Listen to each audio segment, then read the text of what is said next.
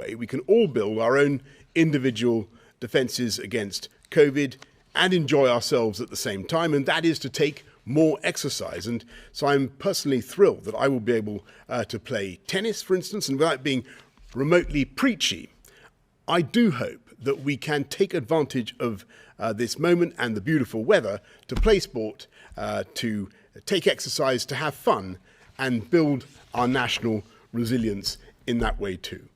And remember that outdoors is generally much safer than indoors, and the way to continue on our cautious but irreversible roadmap to freedom is to follow the rules and remember hands, face, space, and fresh air. Thanks very much. I'm now going to hand over to Chris for the slides. Thank you, Prime Minister. First slide, please.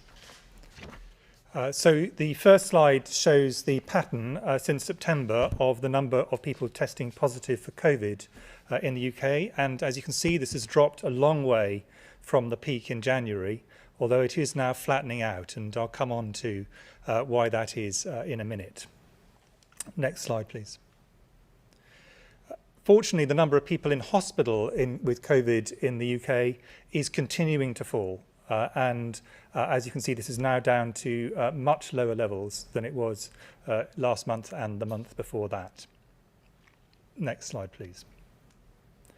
And the best news really on this is that the number of deaths of people who had a positive test for COVID in the UK is continuing to fall. And the most recent 7-day average is 63 deaths. Next slide, please. And this is partly due to lockdown, and a large part of this is due to lockdown, but also partly and increasingly due to the vaccine rollout. And this slide shows the steady increase in the blue bars of people who've had their first dose of vaccine, and in the orange at the bottom, those who are having their second dose of the vaccine. And as the Prime Minister said, the number of people having a second dose is going to increase significantly over the next month, and it is essential that people do come for their second dose. Next slide, please. I thought we should show 2 slides, really just to put a little bit of detail on this. And the first of these is to compare the age distribution of people who sadly have died from COVID on the left, and what you have is the ages steadily going up from 0 to 4 at the bottom up to 90 at the top. And the red line is the point at which vaccination has reached. So it's reached down to those who are 50 and above, plus people who've got pre-existing health conditions. The final cases have been found, and I really want to stress that anybody who in that group, in those 50 or above, who has not been called for a vaccination should make contact with their doctor. But, and this is an important but, on the right, what we have is the total number of people who have actually acquired COVID. And as you can see on that, the great majority of people who've acquired COVID are actually younger than this. So the majority of transmission is in younger age groups who have not yet been vaccinated, unless people have got pre-existing health conditions, or they're a health or social care worker or care for someone who is vulnerable. So we therefore anticipate that as there is gradual unlocking in the way the Prime Minister has described, it is inevitable that there will be some increase in the number of cases, because the people who are most likely to catch and to transmit COVID are in that younger, unvaccinated group. So the vaccination has had a really big impact on helping to protect against people dying from COVID, although it is not a complete protection, but it will have less impact on transmission because of this age distribution. Next slide, please. The second new point I really just wanted to make, and then Sir Patrick is going to make a point about vaccines, is to say that the bit of the roadmap opening up that has happened so far is opening up schools. And what you can see on this, and I think this is likely to become clearer over the next 2 weeks, is that there has been a steady decrease in the rates of COVID over the last several weeks in most age groups, but there's been a flattening and possibly even a slight uptick in transmission amongst children of school age. This isn't a dramatic increase at this point, but this is inevitable that as bits of society open up, there will be some increases in transmission, and we should expect that. That is one of the things we have to anticipate will happen as some opening ups occur. So Patrick just wanted to make some additional points on the vaccine. Thank you. Can I have the next slide, please? So a few points about vaccine. If you look at the left-hand part of this figure in the blue, this is giving an illustration based on the current and recent rates of infection across the community, roughly how many people you'd expect to be in hospital or to be hospitalised over a 4-week period. So if you take the top age group in the 25 to 34 age group, out of 100,000 people in the population of that age, over a 4-week period, roughly 7 people you'd expect to be hospitalised. If you go to the next age group, 35 to 44, so you took 100,000 people in the community over a month, 4-week period, you'd expect roughly 14 people. 45 to 54, 21 people, and 55 to 64, 29 people. If you went to higher ages, of course, you get even more. So this just reinforces the point that as people get older, the risk of hospitalisation from infection is greater. Now, if you look at the right-hand side, this tells you what would happen if all of those people were vaccinated. So if everybody were vaccinated, and this is taking a single dose, so it's giving roughly an 80% protection, you'd find that in the youngest age group there, 25 to 34, instead of there being 7 people hospitalised over a month, it would be 1 or maybe 2. 35 to 44, instead of it being 14, it would be 2, 3. As you go to the higher ages, 45 to 54, instead of 21, it would be 4.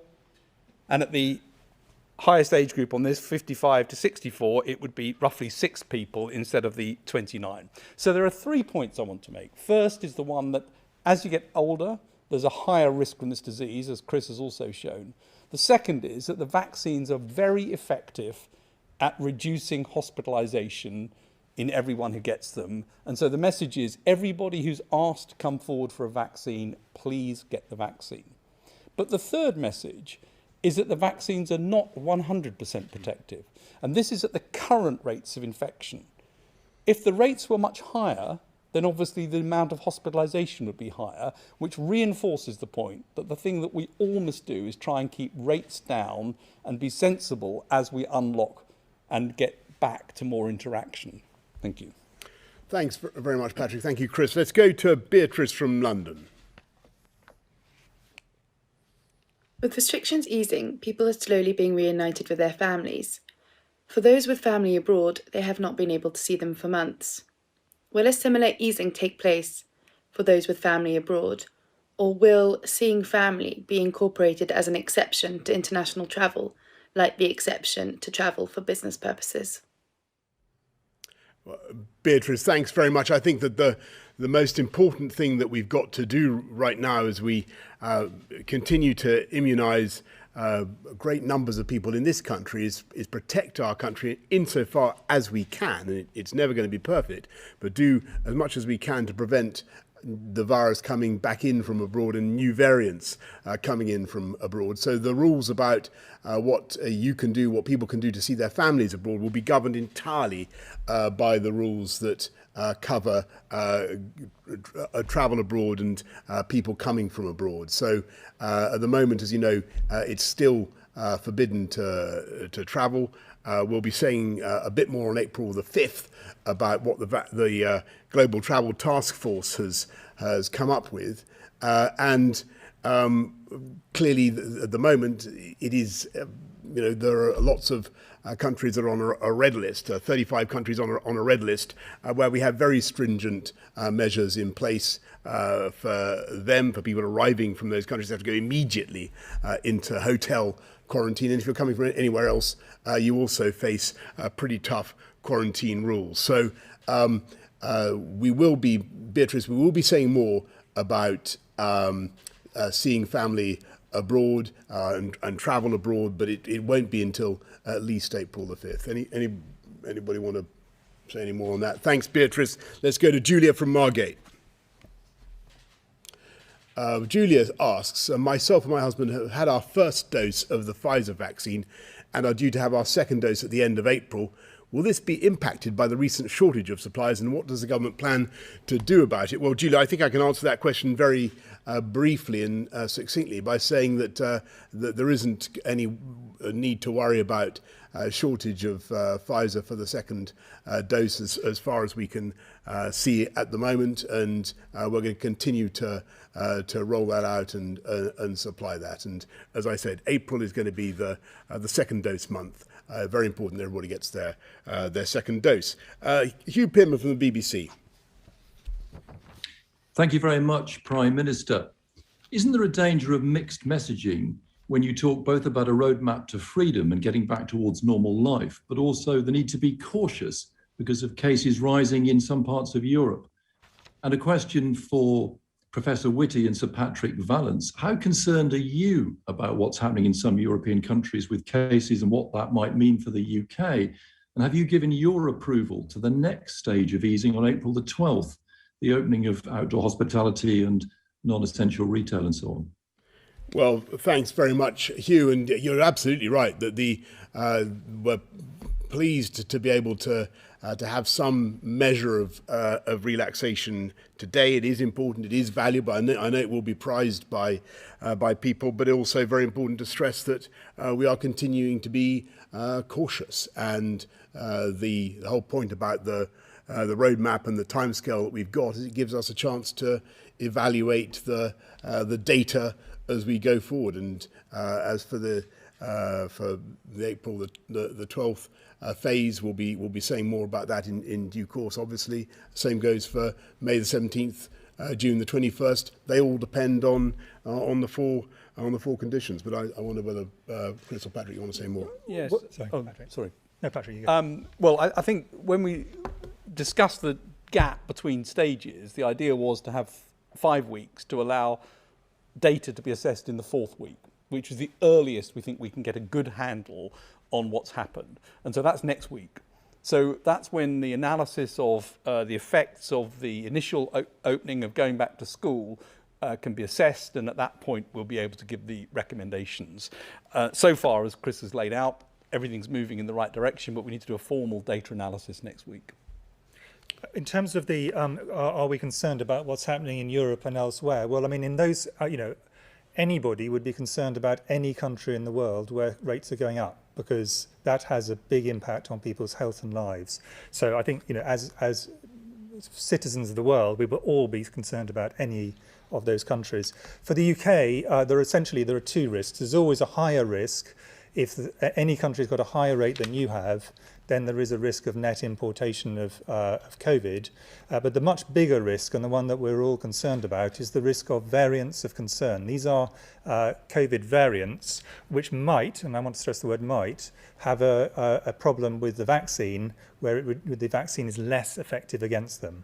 And so the main thing we're concerned about is the risk of importing into the UK variants which could have a reduced effectiveness of the vaccines we're currently using.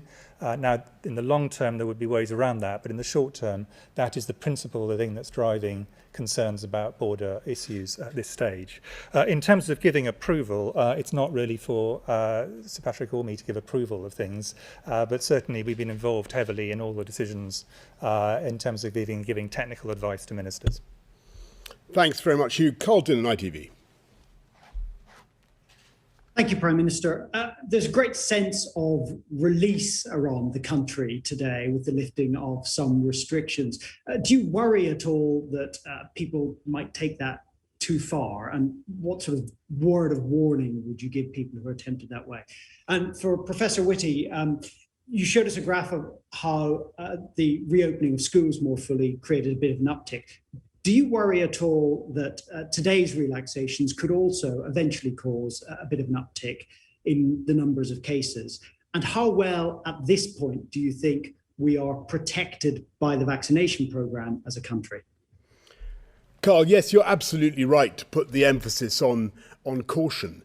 The vaccine rollout has been very impressive, and thanks to everybody who's been involved in it. But what we don't know is exactly how strong our fortifications now are, how robust our defences are against another wave. And we've seen what's been happening. That's why I stress what's happening with our European friends, because historically, at least, there's been a time lag, and then we've had a wave ourselves. And that's why, I just stress the importance of everybody maintaining the discipline that people have shown for so long, and continuing with the cautious, but we hope irreversible roadmap that we've set out.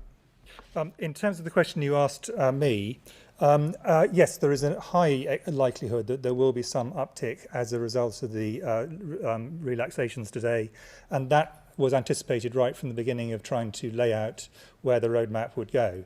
And if you think about the graph that I showed, what it shows is that the high proportion of those who will both catch and transmit COVID have not been vaccinated yet. So I would not anticipate that vaccination will reduce transmission between people in those ages at all at this point in time. But, and this is the big but, the point the Prime Minister was making, and that's been stressed repeatedly, is that if people stick to social distancing rules and they're outside, the risk of transmission is massively lower than if they are very close together and inside. So provided people are sensible about these, and people throughout the entire COVID pandemic in the UK have really been very sensible and incredibly respectful of sticking to the rules and guidelines, provided people stick to outdoors and at a distance if it's people who are not in their households, the impact in terms of an uptick should be modest, but I think it would not be realistic to think there will be no impact, and that is something we're all aware of. The only thing just to add is it's important to remember as vaccination rolls out that once you've been vaccinated, it takes 3 weeks or so before you get some protection from the vaccine. It's very important to recognise that even when vaccination, it's not an instant thing. It takes a time for the immunity to accrue. Brilliant, thanks. Beth Rigby, Sky News. Thank you. Prime Minister, you've asked a lot of the British people over the past year, and now, even as that vaccination programme's rolled out and cases are now at their lowest level since last October, you are still hugely restricting our personal lives and our liberties. Do you accept that you are testing the patience of the public? And are you concerned that people will stop listening? And to Professor Whitty, with over 30 million adults now having received a jab, you've said another COVID surge would be met with a wall of vaccinated people. With that in mind, are we really at risk of a third wave, the sort we're seeing in continental Europe, or can the British people finally begin to relax? And just quickly to Sir Patrick, when will the doses, those 50 to 60 million doses that the Prime Minister just talked about of the Novavax vaccine, when will they be available? That's not for me, I don't think. Let me go straight back to you, Beth, on that point about asking a lot of people. And yes, of course, I accept that, and I know how much government has asked of the people in the last year, but I also know how magnificently, with what incredible patience and fortitude people have responded. And it's my view, Beth, that overwhelmingly people are determined to continue to do that, and they do understand the need for caution. And I think overwhelmingly people understand that when it comes to this roadmap, the better we stick to it, the more cautious we are, the better the chance we have of making sure that it is indeed irreversible and we're able to go forward in the way that we want. In terms of the question you asked to me, what Patrick's slide I think showed is that We do have a kind of a wall of vaccination that will get stronger with the second vaccines, and I want to repeat my emphasis. It is critical people get their second vaccine, but it is not a complete wall. It's a kind of leaky wall. And therefore there will always be some people who either have chosen not to be vaccinated or where the vaccine has had much less effect. And if we get a small surge, there will be cases of people who have been vaccinated who will have severe disease, and there will be cases of people who are not vaccinated, a much higher proportion, who will get severe disease, and some of those will go on to die. If we get a very big wave, that would obviously lead to a significant impact. So that's the reason why the Prime Minister and ministers have been absolutely determined that this is a slow and steady unlocking, looking at data between each step. Because what we accept that with this highly transmissible virus, of course there will be an increase in transmission as we unlock. Vaccines will help hem it in as we go down the ages, but it's going to take a while before we've got the full protection, and even when we have, there will be some upsurge. The key thing is to keep that rate down and to make sure as many people as possible are vaccinated, in particular the most vulnerable. And keeping the rate down also stops the likelihood of more variants emerging. So it's important we keep on top of this. The Novavax question is an operational one about when that's delivered, and I can't answer that for you. But what I will say is that Novavax hasn't been through the regulatory process yet, so it would need to do that as well before anyone can really be sure exactly when that would come. What I can say is that they are already making it at the site in Teesside. They're already making the Novavax pending the MHRA approvals. Jason Groves, Daily Mail. Thank you.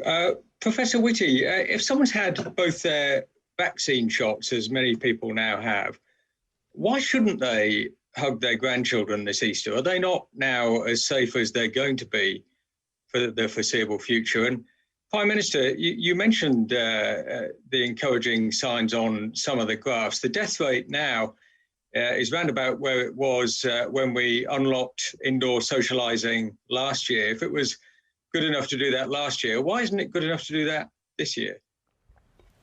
Do you want to do hugging first? Who's doing hugging? I'll take that on. The thing to understand with vaccines is they provide increasing levels of protection as we go through. The first vaccine provides a high degree of protection. The second vaccine for the same person provides greater protection, but there's still some vulnerability. This is the point that Patrick's slide was making. Then actually having people around someone who has been vaccinated, who are themselves vaccinated, provides a further level of protection, and then the key thing is keeping the rates right down, makes it very unlikely that someone who comes in, even if they have been vaccinated, even if they haven't been vaccinated, and certainly if they have, will actually have COVID and be able to pass it on. But what we're trying to do is get to the point where all of those protections are in place, and we are not yet at that stage. We're getting there steadily. The extraordinary rollout by the NHS, I think, is really remarkable, and that is going through at a real pace. But the great majority of people have not yet had their second vaccine, and if they're meeting people who are under the age of 50, they will not have had their vaccination unless they actually have a pre-existing health condition or are a healthcare worker. I would like to re-stress a point that Patrick made also, which is that people are not immediately protected when they're vaccinated. And I think it is important for people to remember that there is a period of time if you're an older citizen, maybe 3 weeks or so, between the time that you get vaccinated and the time when the protection kicks in. It'll be good protection, but it won't be absolutely complete protection. I think that's an incredibly important point for everybody to remember right now. And Jason, I think the answer is to your question is really contained in some of the slides that we saw earlier, where you already, because of the relaxation that we've seen, or almost certainly because of the opening of schools again, you're starting to see some of those graphs starting to curl a bit like old British rail sandwiches, moving upwards a little bit in the younger groups. You've seen what's happening in on the continent, and we've seen that happen before. That's why it's so vital that we do what we're doing right now. We continue to to fortify the population, roll out the vaccine at the speed that we are. Make sure, as Chris and Patrick say, everybody gets their second dose when they're asked to come forward when they're given their turn. But just make sure that we are cautious in our approach. I think that's the way to get the results that we want.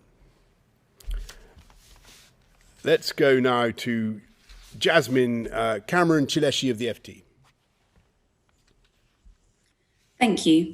The Sport and Tourism Minister said earlier this morning that police will be able to intervene and fine any rule breakers where necessary.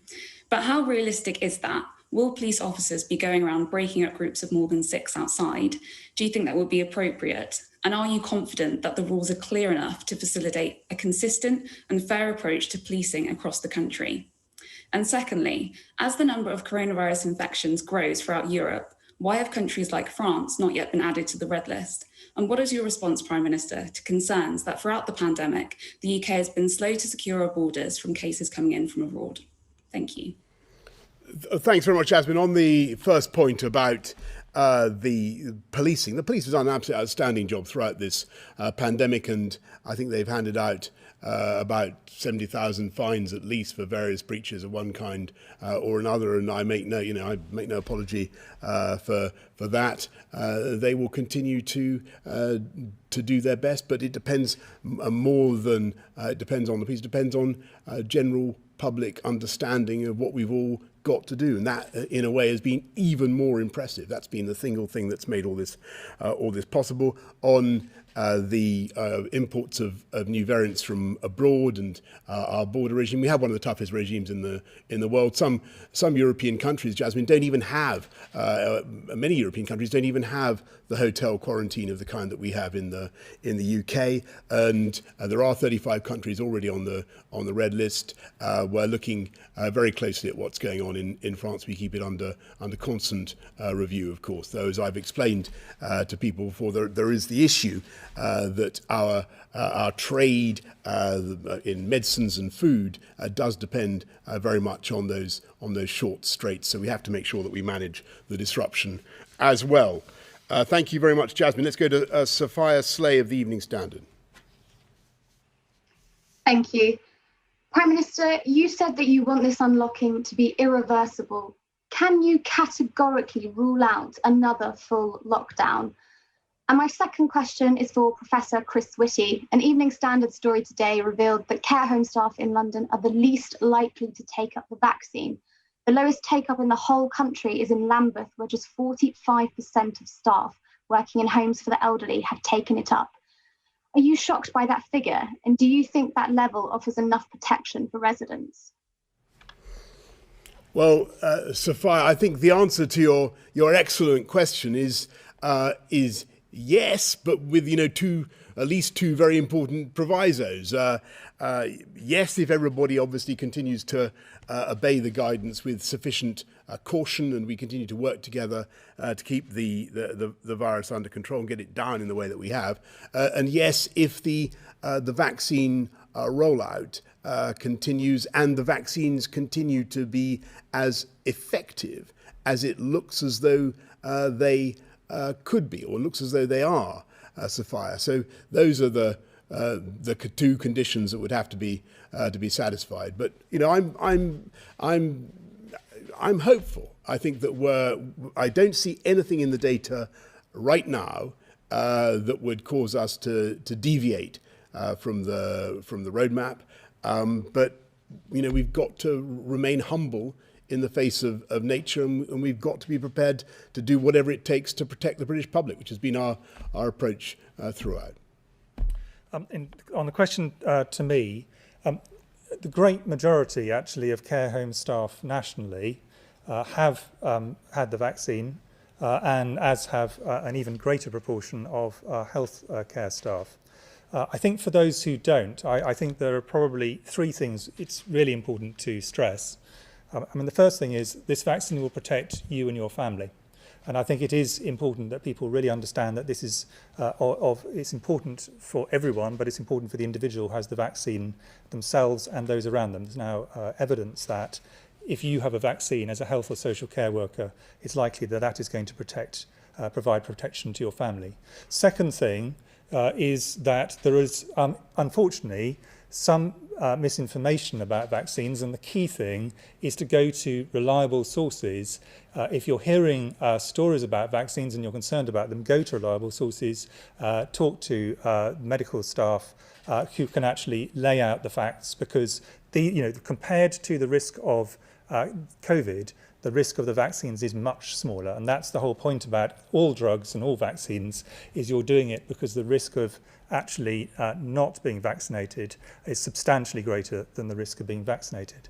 And the third point specifically on care staff, certainly when we're talking about medical or nursing staff, I've said before, and I will say very unambiguously, I do consider people who are looking after vulnerable other people who are very vulnerable do have a professional responsibility to get vaccinated and to do other things that help protect the people who they're looking after. It's not just an issue about vaccination, this is across the board.